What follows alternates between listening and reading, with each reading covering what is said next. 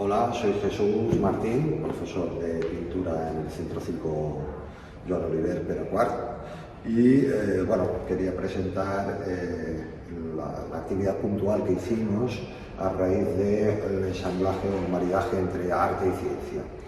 Bueno, he de decir que conocí a Jordi, que le llamamos Jordi Nano, Jordi Díaz, porque es un gran especialista en la nanotecnología y entonces, bueno, a partir de una presentación de lo que es la nanotecnología y las aplicaciones que hay, pues decidimos hacer unas creaciones pictóricas y de una manera un poco espontánea y también un poco según las imágenes que él nos fue proporcionando de algunas de las cosas que se pueden llegar a ver, ¿no? La idea fundamental era poder representar la belleza de lo invisible, aquello que el cuerpo, nosotros, nuestra percepción no puede llegar a ver.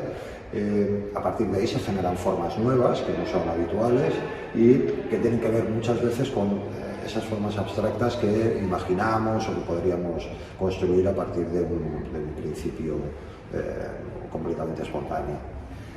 Entonces, bueno, hay que decir que el arte y la ciencia, al margen de la actividad puntual, siempre han estado en colaboración, ¿no? Desde la óptica hasta la fabricación de los propios materiales o la química.